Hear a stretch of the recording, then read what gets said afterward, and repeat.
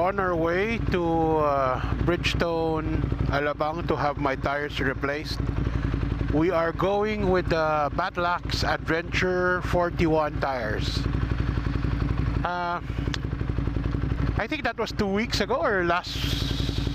Yeah, I think that was 2 weeks ago. I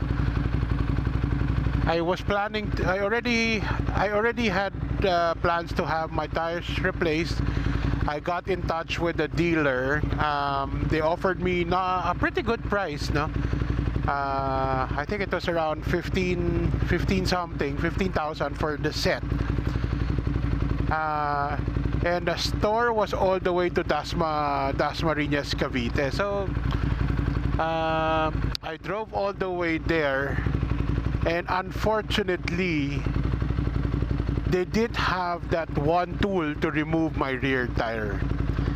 So, but alam mo, I feel bad that we couldn't do business because sobra silang matulungin. They tried to locate any shops close to where they are at who has the tool. So I waited mga 45 minutes yata doon sa store nila, and then they found one which is just maybe like 10 minutes away. So pinuntahan ko. Yun nga, meron na nung tool.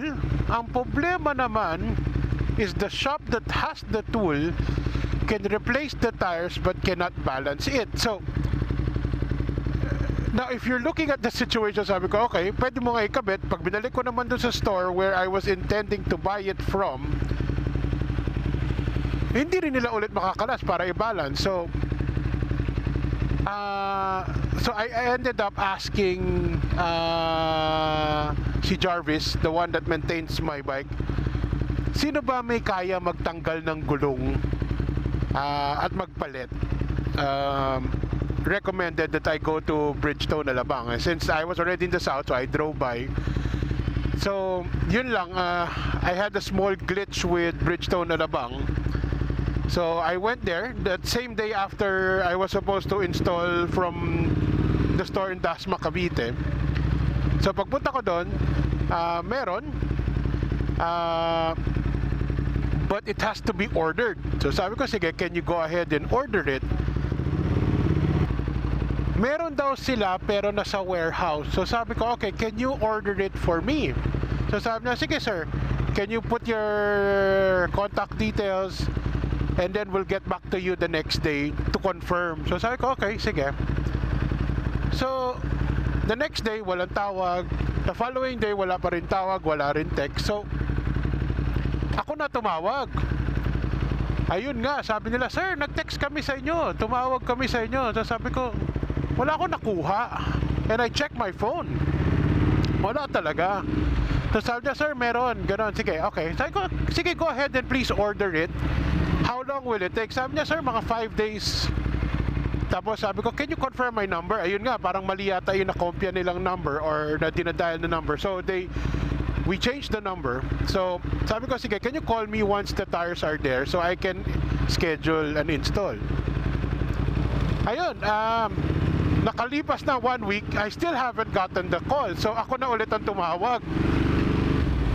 Ayun, sabi, sir, nandito na ilang araw na, hindi ka kinokontak ka namin, tinext ka namin, wala sumasagot. Sabi ko, ayun na naman yata. Sige, so we finally got to schedule it.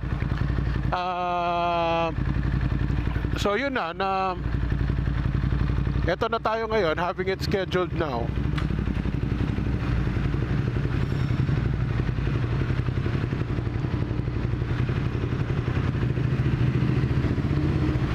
Pero nung tinetext nila ako last night to confirm if I was going to go sa appointment ko,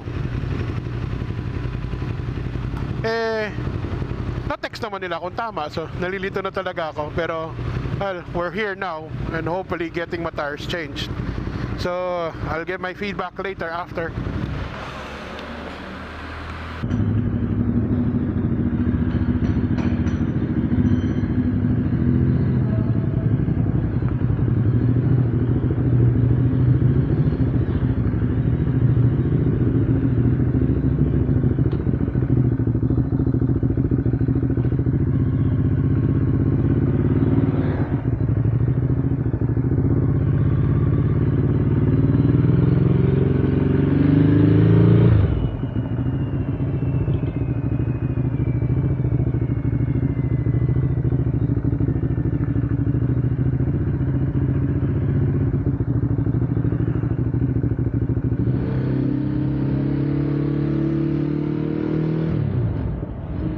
So we're finally done having our tires replaced with the Bridgestone Battlax Adventure 41.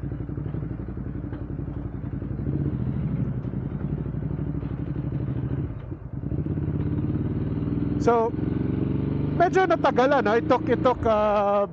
It took them around more than 2 hours to replace it. But I was there for a little over 3 hours because may lunch break pa sila. But one thing I did like about the way they were changing tires, they were really meticulous, and they were doing it hindi yung bara-bara lang nagawa. It was really pulido sila magtrabaho. So I actually don't mind the wait. No? So kudos to Bridgestone Alabang. And ang maganda pa, since they are right beside Ducati, they were able to ask ano yung mga torque specs for the bike. So they actually torque my bike, all the nuts after properly. So why did I choose the Battlax A41? Well, honestly, it wasn't my first choice. When I was planning to change my tires, one of the very first one I really wanted was the Metzeller's Roadtech 01.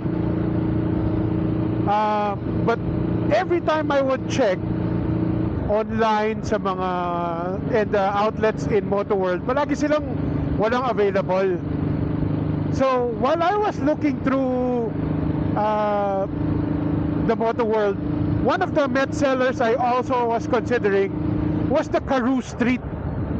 That was, I think, their adventure tire na hindi masyadong aggressive, medyo more for the road. That was really nice. It was priced nicely. But as I was doing my research, I came across the Battlax A41. No, but mind you, I was also considering more than just something that is an adventure tire. I was considering also sport touring tires. So I looked at the Pirelli Angel STs and the GTs. So okay naman sila, and those were part of my top choice. Well, I wanted to go with the, I did reconsider also the Pirelli Scorpion Trail 2, but medyo it was out of budget already. I think the Pirelli Scorpion Trail 2 would cost me over 20 plus thousand for a pair, and yung 20,000 wala pang ano yan, wala pang labor sa install balancing. It was just the tires. So while I was doing the research on what tires to put, that's where I came across the Battlax A41, which is, if I'm not mistaken, the adventure tires that come with some of the Honda's Africa Twin, some BMW GS. So they were pretty good tires. And then when I tried to look for where to buy, that's where I came across the seller I was talking about in Dasmariñas, Cavite. So the Battlax A41 is actually an adventure bias tire, but is what they call a 90-10. So it's 90% road, 10% off-road. So which is what is my type of riding, kasi madalas when we go out of town, ilang beses na yun napapadaan tayo in unpaved road. So that's where the 10% would probably come in. But in most cases, 90% of the time, we're just riding on the street. At the same time, it's very budget friendly. It's probably one of the cheapest tire I can put on this motorcycle, which surprised me because it's even cheaper than their sport touring tire, the T32s. No, kaya I'm very happy with this purchase. I'm just taking it easy now since it's bago. Another thing that made me really consider this over the other tires is it has good performance when it rains or wet condition. And alam mo naman dito sa atin sa Pilipinas, where, well, it actually rains whole year round. So I think this is really a good choice when it comes to tires for the Philippine condition. So right now, I can't give you any much reviews in the performance. It's very new, but I'm really happy with this new tires. I'm happy with the price. I highly suggest you, if you guys have a big bike, bring it to Bridgestone Alabang. Talagang I like how they take care of putting on the new tires. Maingat, pati yung pag-alaga nila sa rim when they were mounting, sobrang okay. So really highly recommended. So thank you guys. If you haven't, please do like and subscribe. See you in my next vlog.